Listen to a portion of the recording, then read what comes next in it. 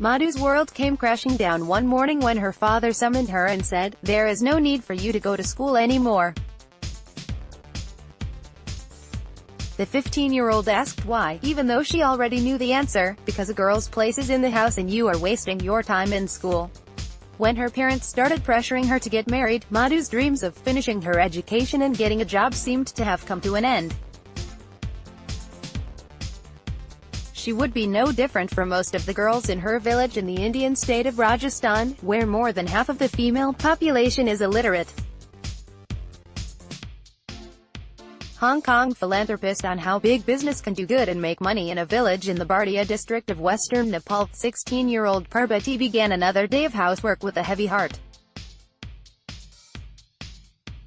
Parbati had moved in with her aunt after her mother's death. With the responsibility of doing all the housework, she was barely able to keep up with school and tired all the time. Then she heard about kamlari, an illegal, yet common practice in parts of Nepal under which children become bonded laborers, sold into lifelong slavery to repay their families' loans. Was she a kamlari, too? Madhu and Parbati's stories are commonplace. Tens of millions of girls like them in developing countries have their dreams crushed by poverty, antiquated customs and societal norms. We have been described as the most influential children's book publisher that you've never heard of. John Wood. Fortunately for Madhu and Parbati, their story didn't end there. Both were able to change their lives thanks to Room to Read, a global charity that is transforming lives by helping girls complete secondary school and by promoting reading among primary school children. The seeds for Room to Read were sown in 1998 when John Wood, a Sydney-based marketing executive at Microsoft, headed to Nepal for a 3-week trekking holiday in the Himalayas. While there, Wood visited a local school and was appalled. There were about 80 children crammed in a single room, says Wood. The school library was an empty room that was completely devoid of books. There was a locked cupboard in the back with just 3 books inside, a Danielle Steele romance, an Umberto Eco novel and a Lonely Planet travel guide, he says. The schoolmaster's parting words, "Perhaps, sir, one day you will return with some books," stayed with Wood after he returned home. A year later, as Director of Business Development for Microsoft's Greater China region, he was back leading a pack of 6 donkeys laden with 3,000 children's books he had collected from friends and family. "I love to read all the time." Anju, 7, Dehradun, India. Wood soon quit Microsoft and, together with Dinesh Shrestha and Aaron Ganju, founded Room to Read in 2000. Today, the organization operates in 15 countries, has reached 12.4 million children, established libraries in more than 20,000 schools, trained tens of thousands of teachers and librarians, and distributed more than 20 million children's books including 1,614 original Room to Read titles in 24 languages. We have been described as the most influential children's book publisher that you've never heard of, says Wood. The organization has 13,600 donors, 16,000 volunteers and 1,600 employees, and collaborates with local communities, partner organizations and governments through 2 core programs: the Literacy Program, which empowers primary school children to become independent readers, and the Girls' Education Program, which supports girls to complete secondary school. Madhu and Parbati are among the 56,000 girls whose lives have been transformed by the Girls' Program. Trained social mobilizers, women who act as role models, mentors and advocates, work in secondary schools to help the girls become aware of their own potential and the opportunities that await them. They are helped to develop the skills they need to take charge of their lives: self-awareness, interpersonal skills, problem-solving, critical thinking and coping with stress. Hong Kong helps Nepal, 5 ways to build back better after quake. Some 57% of Room to Read's employees are women.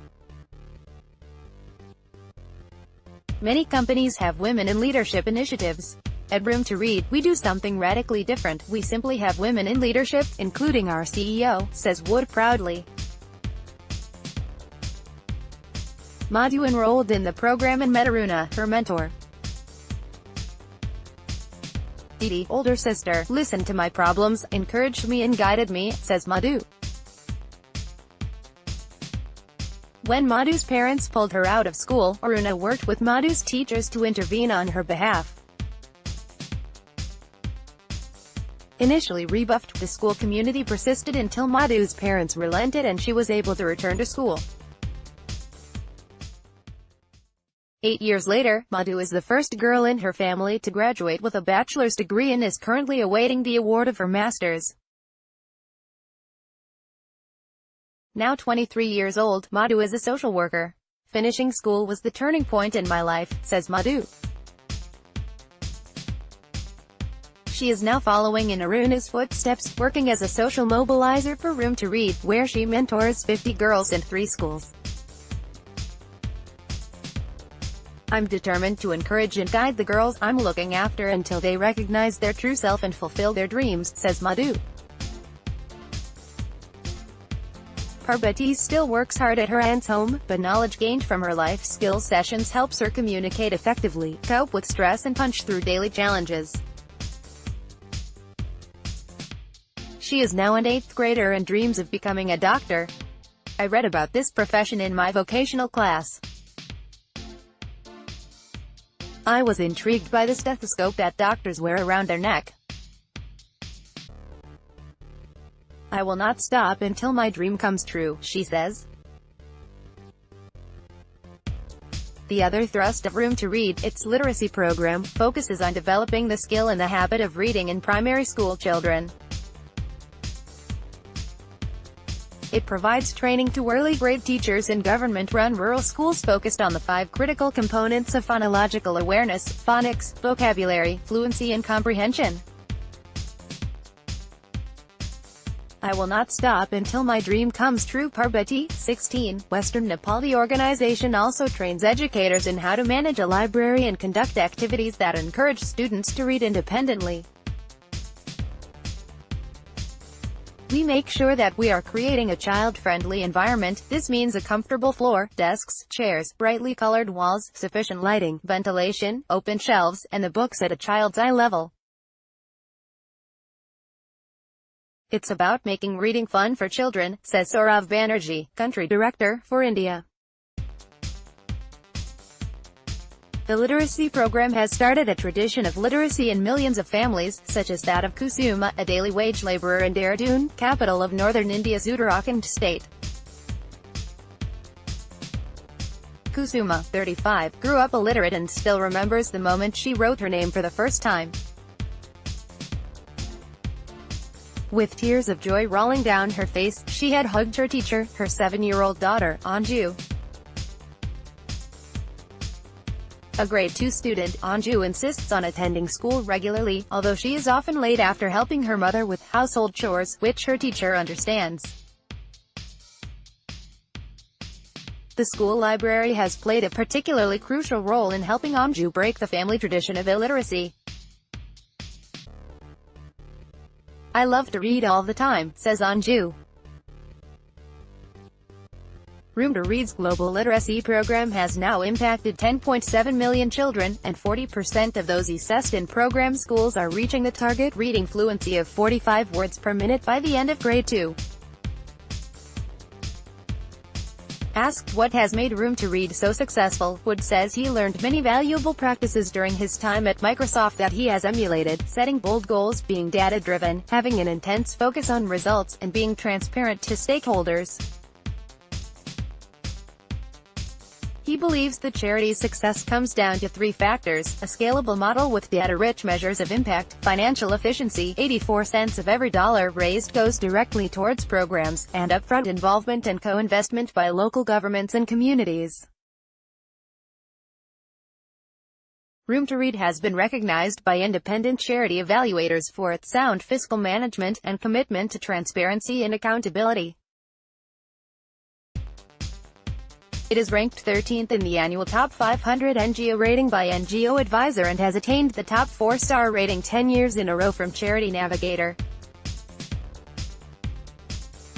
These ratings are important, as they serve as a reference point for large corporate donors. In 2016, Room to Read raised almost $50 million from donors. Wood is extremely grateful for this significant support, but also notes a point of frustration. Sometimes potential donors say that we have become so big that we don't need their support.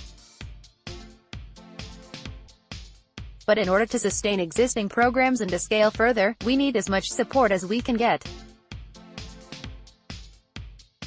There are still 263 million children on our planet who cannot read or write. To me, it's not about being big versus small. It all comes down to, can you create impact at scale? Because if you can't, then we're not going to solve these problems in our lifetime, says Wood.